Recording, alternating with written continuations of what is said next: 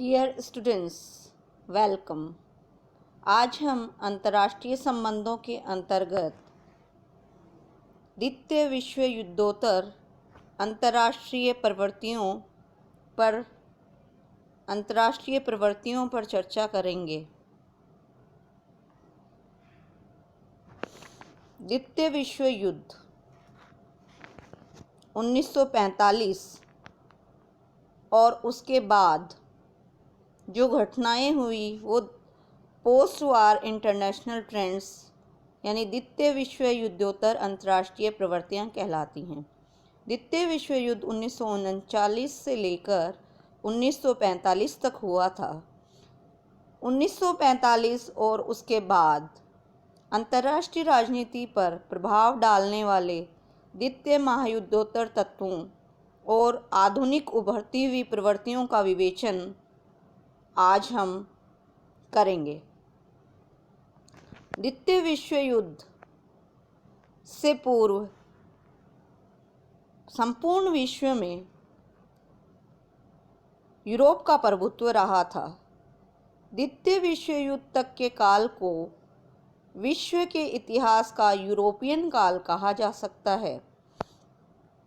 इस दौरान यूरोप में अभूतपूर्व वैज्ञानिक और तकनीकी प्रगति हुई। यूरोपियन राष्ट्रों ने विशाल साम्राज्यों की स्थापना की थी।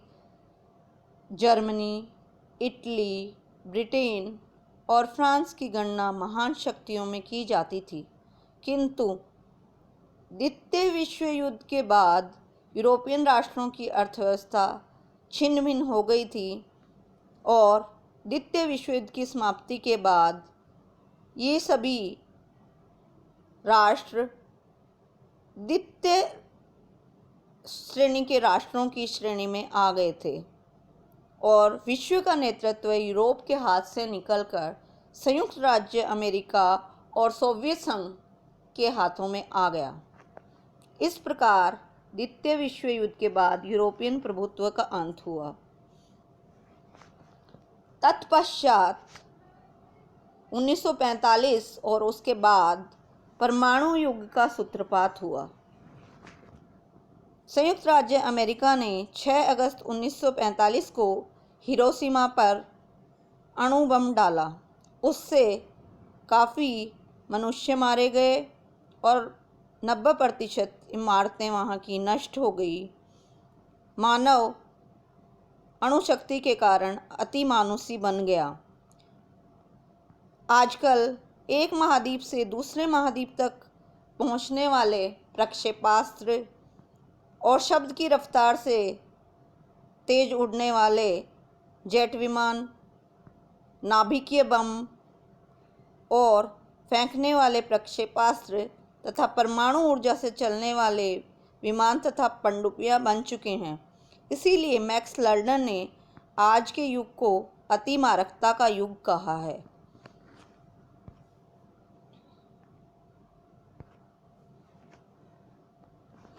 द्वितीय विश्व युद्ध के बाद एशिया और अफ्रीका का जागरण हुआ और संप्रभु राज्यों की संख्या में वृद्धि हुई।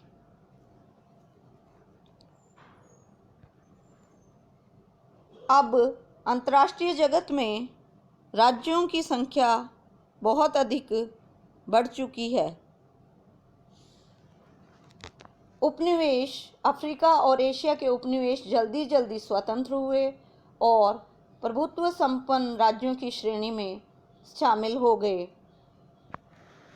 आज संयुक्त राष्ट्र संघ के सदस्यों की संख्या 193 हो गई है, जबकि 1945 में यह केवल 51 थी। द्वितीय महायुद्ध की समाप्ति के बाद एशिया, अफ्रीका और लैटिन अमेरिकी राष्ट्रों में स्वतंत्रता का उदय हुआ। एशिया वालों के लिए और अफ्रीका अफ्रीकियों के लिए जैसे नारे लगाए गए और ये जाहिर हुआ कि विश्व के मामलों में एकमात्र कर्ता धर्ता जो कि यूरोप था, उसका महत्व बहुत कम हो गया है। नए राज्यों के उदय हो जाने से अंतर्राष्ट्रीय राजनीति में सच में काफ़ी परिवर्तन हो गया है। द्वितीय विश्व युद्धोत्तर घटनाओं में एक महत्वपूर्ण घटना जो हुई वह है साम्यवाद का विस्तार। इटली तथा जर्मनी साम्यवाद के कट्टर शत्रु थे, किंतु द्वितीय विश्व युद्ध में उनकी पराजय के पश्चात मित्र राष्ट्रों में इतनी क्षमता नहीं रही कि वे साम्यवाद के प्रसार को पूर्वी यूरोप या एशिया में होने से रोक सकें। इसलिए अंतर्राष्ट्रीय संबंधों में साम्यवाद के बढ़ते हुए प्रभाव के कारण एक नई विचारधारा का विकास हुआ और संसार के लोकतंत्रों की सबसे बड़ी चिंता यह थी कि वे साम्यवाद के प्रसार को किस प्रकार रोकें। साम्यवाद का विस्तार द्वितीय विश्व युद्धोत्तर घटनाओं में प्रमुख रूप से है। इसके अतिरिक्त द्वितीय विश्व युद्धोत्तर अंतर्राष्ट्रीय उभरती हुई प्रवृत्तियों में सैनिक गुटबंदी को भी प्रमुख रूप से देखा जा सकता है। साम्यवादियों का बढ़ता हुआ प्रभाव एवं सोवियत रूस की बढ़ती हुई शक्ति ने पश्चिमी राष्ट्रों जैसे अमेरिका और उसके साथ ही उन राष्ट्रों को गहरी चिंता में डाल दिया। वे सोवियत रूस और अन्य साम्यवादी देशों के विरुद्ध सैनिक गुटों का निर्माण करने लगे। 1949 में नाटो, 1954 में सीटो, सेंटो आदि संधियां अस्तित्व में आई। सोवियत संघ द्वारा भी वार्सा पैक्ट जैसी संधियों का निर्माण 1955 में किया गया। द्वितीय विश्व युद्धोत्तर घटनाओं में आगे बढ़ते हैं तो देखते हैं कि शीत युद्ध का जन्म हुआ। साम्यवाद और पूंजीवाद दो तरह की विचारधाराएं, उन दोनों के बीच एक नए ढंग का शीत युद्ध प्रारंभ हुआ। शीत युद्ध वह युद्ध होता है जो गोले बारूद और हथियारों से नहीं लड़ा जाकर विचारों, दुष्प्रचार और मनोवैज्ञानिक संघर्ष के रूप में लड़ा जाता है। यह एक तरीके से कूटनीतिक युद्ध होता है। यह एक ऐसी स्थिति है जिसमें दोनों पक्ष परस्पर शांतिकालीन कूटनीतिक संबंध बनाए रखते हुए भी परस्पर शत्रु भाव रखते हैं। शीत युद्ध को देखने के पश्चात द्वितीय विश्व युद्धोत्तर नवीन अंतर्राष्ट्रीय प्रवृत्तियों में गुट निरपेक्षता को प्रमुख रूप से देखा जा सकता है। द्वितीय विश्व युद्ध के बाद जब नए संप्रभु राष्ट्रों का जन्म हुआ तो अधिकांश ने अपने आप को अमेरिका और सोवियत संघ के बीच चलने वाले शीत युद्ध की खींचतान से दूर रखने का निर्णय लिया। इस संबंध में भारत ने आगे होकर मार्गदर्शन दिया और गुट निरपेक्षता की आवाज़ बुलंद की। भारतीय प्रधानमंत्री पंडित जवाहरलाल नेहरू ने कहा था कि जहां तक संभव हो हमें परस्पर विरोधी गुटों की शक्ति की राजनीति से दूर रहना चाहिए। इस प्रकार एक बेलग्रेड अधिवेशन 1961 में एक तीसरी शक्ति का उदय हुआ, जिसके नेता अपनी गुट निरपेक्षता की नीति के आधार पर अंतर्राष्ट्रीय राजनीति को शांति के मार्ग पर ले जाने के लिए उत्सुक थे। गुट निरपेक्षता से अभिप्राय है कि अंतर्राष्ट्रीय राजनीति में शीत युद्ध द्वारा बने दोनों गुटों अमेरिका और सोवियत संघ से दूर रहते हुए अपनी स्वतंत्र विदेश नीति का संचालन करना। इस प्रकार द्वितीय विश्व युद्धोत्तर अंतर्राष्ट्रीय प्रवृत्तियों में गुट निरपेक्षता का उदय भी प्रमुख है।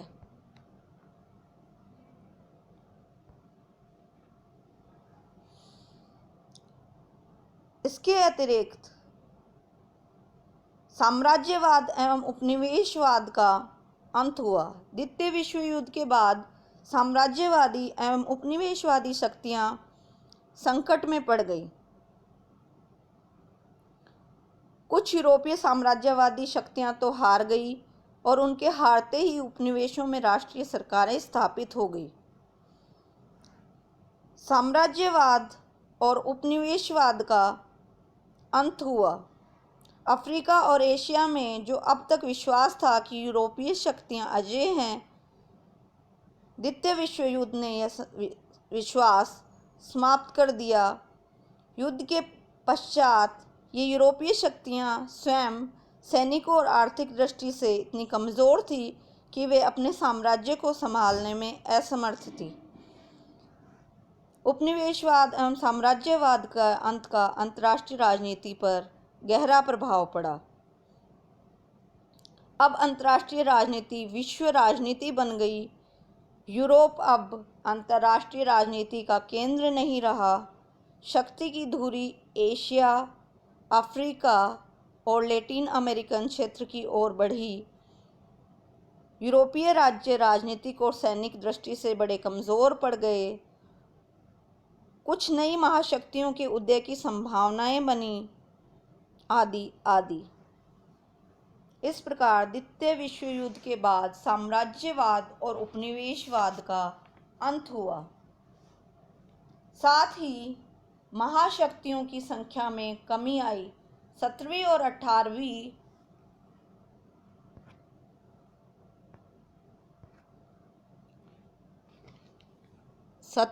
18वीं शताब्दी में यूरोप में अनेक छोटे बड़े राज्य थे और धीरे धीरे इन राज्यों की संख्या में कमी होती चली गई। इटली के एकीकरण से अनेक छोटे छोटे राज्यों का लोप हो गया।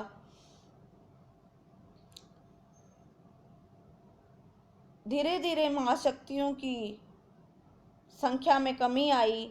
कुछ नाम मात्र की ही महाशक्तियां बची। प्रथम महायुद्ध के शुरुआत में 8 महाशक्तियां थी। युद्ध ने ऑस्ट्रिया और प्रशा को भी खत्म कर दिया। 2 महाशक्तियां जापान और अमेरिका यूरोप के बाहर थी। 1930 के दशक में यूरोप में केवल 5 महाशक्तियां थी: Britain, France, Italy, Germany, Soviet संघ, और इसके अतिरिक्त 2 गैर यूरोपीय महाशक्तियां थी: जापान और अमेरिका। द्वितीय विश्व युद्ध के बाद विश्व में द्विध्रुवीय राजनीति, जिसे बाइपोलर कहा जाता है, उसका उदय हुआ। 2 ध्रुव, एक पश्चिमी गुट जिसका नेता संयुक्त राज्य अमेरिका था और दूसरा ध्रुव साम्यवादी गुट जिसका नेता सोवियत संघ था। इस प्रकार द्वितीय विश्व युद्ध के बाद अंतर्राष्ट्रीय राजनीति द्विध्रुवीय हो गई और 2 महाशक्तियों अमेरिका और सोवियत संघ का विश्व में प्रभुत्व हो गया। द्विध्रुवीयता के बाद अंतर्राष्ट्रीय राजनीति धीरे धीरे बहुकेंद्रवाद की ओर बढ़ी। 1964 में अणु बम और 1967 में हाइड्रोजन बम का निर्माण करके साम्यवादी चीन विश्व नेतृत्व के लिए सोवियत रूस और अमेरिका का प्रतिद्वंदी बन गया। सन 1970 तक इन तीनों देशों के संबंध अंतर्राष्ट्रीय राजनीति में एक विशाल त्रिकोण का रूप धारण करने लगे। एक ही विचारधारा साम्यवाद के समर्थक होने के बावजूद सोवियत संघ तथा चीन मित्र नहीं थे, तथा विरोधी विचारधाराओं में विश्वास के बावजूद अमेरिका तथा सोवियत संघ और चीन तथा अमेरिका एक दूसरे के निकट आने लगे। अब अंतर्राष्ट्रीय राजनीति 2 ध्रुवों अमेरिका और सोवियत संघ पर आधारित नहीं रही, वरन विश्व में शक्ति के अनेक केंद्र उत्पन्न हुए। एशिया में भारत, चीन और जापान नए शक्ति के केंद्र हैं। जो विश्व के शक्ति संतुलन को किसी भी ओर मोड़ दे सकते हैं। मध्य पूर्व में तेल उत्पादक देश, यूरोप में फ्रांस एवं जर्मनी के शक्ति केंद्र हैं, जिनको भी ध्यान में रखा जाना चाहिए। इस प्रकार अंतर्राष्ट्रीय राजनीति द्विध्रुवीयता से बहुकेंद्रवाद की ओर बढ़ी। द्वितीय विश्वोत्तर अंतर्राष्ट्रीय राजनीति में तीसरे विश्व का भी महत्व बढ़ रहा है। तृतीय विश्व के अंतर्गत एशिया, अफ्रीका और लैटिन अमेरिका के विकासशील देश आते हैं। आज तीसरे विश्व के नवोदित राष्ट्र अविकसित और छोटे होने के बावजूद संख्यात्मक बल अधिक होने के कारण संयुक्त राष्ट्र संघ में महत्वपूर्ण भूमिका का निर्वाह करते हैं।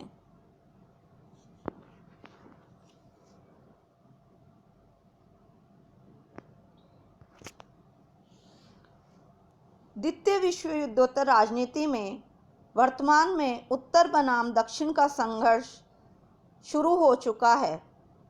उत्तर में अधिकांश विकसित एवं समृद्ध तथा औद्योगिक राष्ट्र आते हैं और दक्षिण में औद्योगिक दृष्टि से पिछड़े हुए राष्ट्र आते हैं। आर्थिक शोषण का यह नया संघर्ष उत्तर दक्षिण का संघर्ष है। ये विकसित बनाम विकासशील देशों का संघर्ष है। इस प्रकार द्वितीय विश्व युद्धोत्तर अंतर्राष्ट्रीय राजनीति उत्तर बनाम दक्षिण संघर्ष के रूप में परिलक्षित होने लगी है और संयुक्त राष्ट्र संघ का परिवार भी धीरे धीरे बढ़ रहा है। जहां 1945 में संयुक्त राष्ट्र संघ के सदस्यों की संख्या 51 थी, वह आज 193 हो गई है और संख्या के साथ साथ संयुक्त राष्ट्र संघ की अंतर्राष्ट्रीय राजनीति में सक्रियता भी बढ़ी है। इस प्रकार अगर हम निष्कर्ष के तौर पर देखें तो द्वितीय विश्व युद्धोत्तर अंतर्राष्ट्रीय राजनीति में अनेक नवीन प्रवृत्तियां और घटनाएं घटित हुई हैं।